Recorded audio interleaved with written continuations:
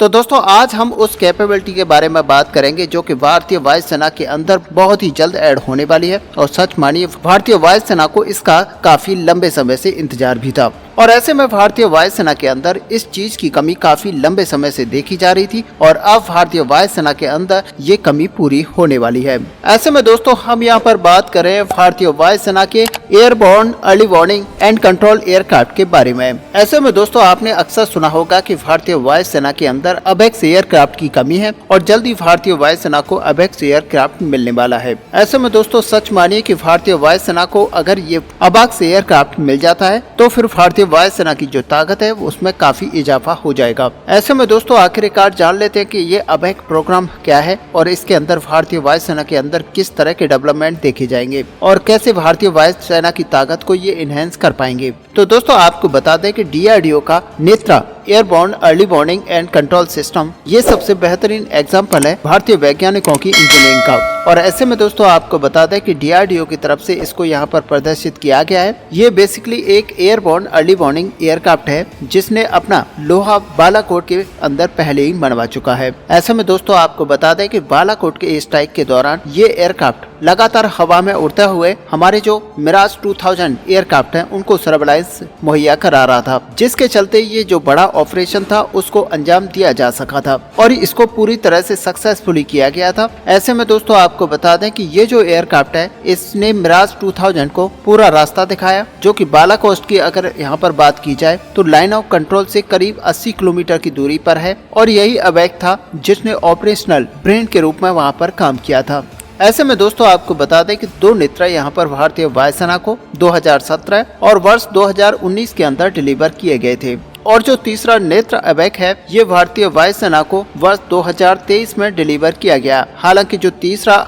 Airborne early warning aircraft है ये कुछ एडिशनल फीचर्स के साथ ही कुछ अपग्रेडेशंस के साथ भारतीय वायुसेना को मिला, जिसकी वजह से इसका जो नाम था वो यहाँ पर नेत्रा मार्क 1A रखा गया था। ऐसे में दोस्तों आपको बता दें कि अब भारतीय वायुसेना यहाँ पर एडिशनल 6 की संख्या में जो इम्प्रूव नेत्र मार्क 1A है इनकी तरफ आगे बढ़ रही है। और ऐसे में ये जो airborne early warning control aircraft होंगे इसमें इम्प्रूव्ड और अपग्रेडेड ह्यूमन मिशन इंटरफेस देखने को मिलेगा और साथ ही डाटा लिंक और मिशन सीट भी यहाँ पर देखने को मिलेंगे। इसके अलावा कई सारे इम्पोर्टेंट सिस्टम जो कि मार्क 1 में इस्तेमाल किए जा रहे थे उनको मार्क 1A के अंदर रिप्लेस कर दिया जाएगा, जिसमें ground based data link, ground based and airborne terminals, इसके अलावा इलेक्ट्रॉनिक इंटेलिजेंस यानी कि ई-लिंक और रडार बेस्ड रिसीवर्स यहाँ पर शामिल हैं। और दोस्तों आपको बता दें कि 8 जनवरी 2024 के दिन सेंटर फॉर एयरबोर्न सिस्टम यानी कि कैप्स के द्वारा, जो कि DRDO की एक संस्था है, इसके द्वारा एक इंटरेस्ट जताया जाता है जहां पर इस समय वो नेत्र मार्क 1A के लिए जो मिशन कंप्यूटर हैं इनके डेवलपमेंट पर काम कर रहे हैं। ऐसे में दोस्तों आपको बता दें कि DCPP को लेकर एक अलग से इंटरेस्ट यहां पर इशू किया गया है और ये जो मिशन सिस्टम है ये प्री ओन एम्बेयर 145 एयरक्राफ्ट के अंदर इस्तेमाल किया जाएंगे।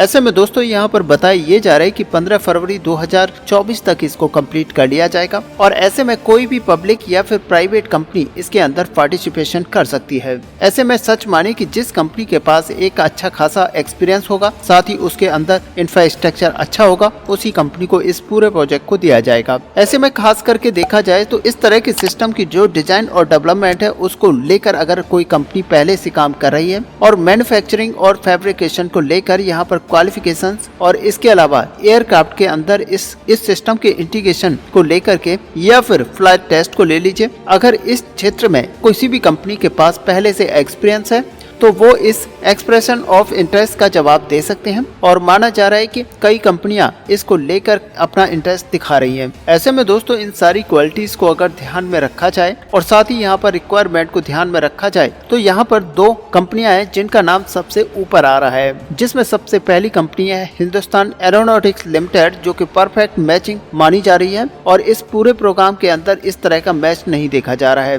वहीं दोस्तों अगर दूसरी कंपनी की यहाँ पर बात की जाए तो ये एक प्राइवेट कंपनी है है, जिसको कि टाटा एडवांस सिस्टम लिमिटेड के नाम से जाना जाता है और इसको लेकर भी कहा जा रहा है कि वो भी सारी रिक्वायरमेंट को पूरा कर सकती है। अब दोस्तों देखना ये है कि आखिरकार कौन इसका सबसे पहले जवाब देता है। अब दोस्तों यहाँ पर इंडस्ट्री पार्टनर को सबसे पहले जब सेलेक्ट कर लिया जाएगा तो उसके तुरंत बाद कैप्स एक रिक्वेस्ट फॉर प्रपोजल यहाँ पर जारी करेगा और इंडस्ट्री पार्टनर को ये दिया जाएगा, जहाँ पर ये जो सिस्टम है इनके डेवलपमेंट और प्रोडक्शन को लेकर बातचीत की जाएगी और उसके बाद में इसका इस्तेमाल नेत्र मार्क 1A के अंदर किया जाएगा। अगर दोस्तों यहाँ पर पूरी प्रक्रिया की बात की जाए तो यहाँ पर 4 अलग अलग फेजेस के अंदर ये पूरी प्रक्रिया देखने को मिलेगी, जिसमें design development, production testing, long term post delivery support होगा। उसके बाद में एक्सपोर्ट ऑर्डर जो रहेंगे उनके लिए भी अलग से इसमें पार्टिसिपेशन रखा जाएगा। अगर दोस्तों यहाँ पर मिशन सिस्टम की बात की जाए तो इसमें 2 अलग सेगमेंट देखने को मिलेंगे। पहला यहाँ पर एयरबोर्न सेगमेंट होगा और दूसरा यहाँ पर ग्राउंड सेगमेंट होगा। अगर यहाँ पर एयरबोर्न सेगमेंट की बात की जाए तो इसमें हमें SR बेस्ड प्राइमरी रडार देखने को मिलेगा और साथ ही SR बेस्ड सेकेंडरी सर्वेलेंस यहाँ पर देखने को मिलेगा।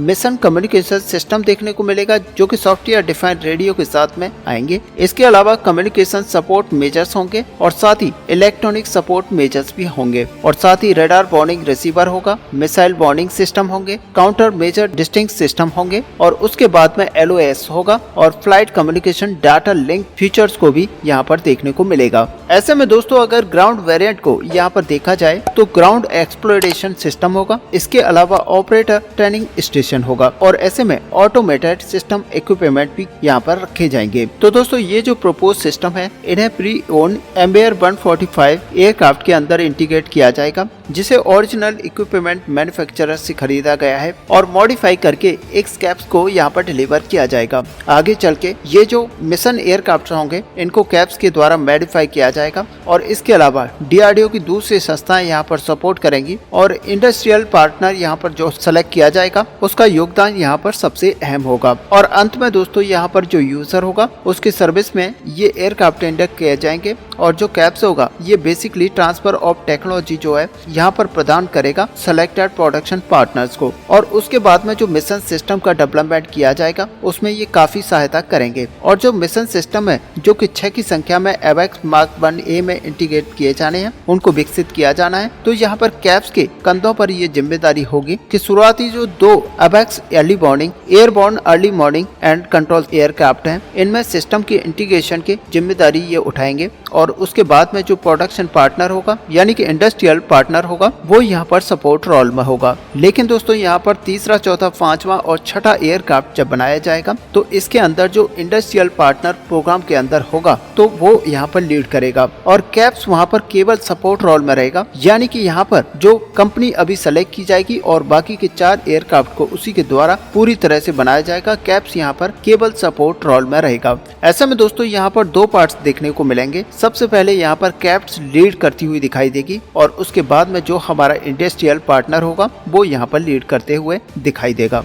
और ऐसे में जब ये पूरा प्रोग्राम मिनिस्ट्री ऑफ डिफेंस के द्वारा सैंक्शन कर दिया जाता है और DRDO को फंड्स मिलने स्टार्ट हो जाएंगे तो यहाँ पर advance airborne early warning and control aircraft जो कि मार्क 1A स्टैंडर्ड के होंगे इनकी डिलीवरी 5 वर्षों में कंप्लीट कर ली जाएगी, क्योंकि ये सेम उसी प्लेटफॉर्म पर बेस्ड होंगे जहाँ पर ये नेत्र मार्क 1 बेस्ड होगा। और सबसे बड़ी बात यह है कि अगर नेत्र मार्क 2 की यहाँ पर बात की जाए तो इसके आने के बाद में जो एरियल सर्वेलेंस और कॉम्बैट कैपेबिलिटी है भारतीय वायुसेना की ये कई गुना यहाँ पर बढ़ जाएगी। और ऐसे में आपको बता दें कि कैबिनेट कमेटी ऑफ सिक्योरिटी ने सितंबर 2021 के अंदर 6 की संख्या में airborne early warning and control aircraft को जो कि मार्क 2 वेरिएंट के हैं इनको अप्रूवल दे दिया है, जिनकी लागत यहाँ पर 10,990 करोड़ की है। और ये जो नए प्लेटफॉर्म है इन्हें हम AWACS मार्क 2 के नाम से जानेंगे, जो कि बेसिकली एयरबस के A321 प्लेटफॉर्म पर बेस्ड होंगे और इन्हें एयर इंडिया से परचेज किया गया है। और ये बड़े और पावरफुल एयरक्राफ्ट हैं, इसीलिए इनकी जो कैपेबिलिटी है ये भी काफी ज्यादा इनहेंस होने वाली है। और एक बड़े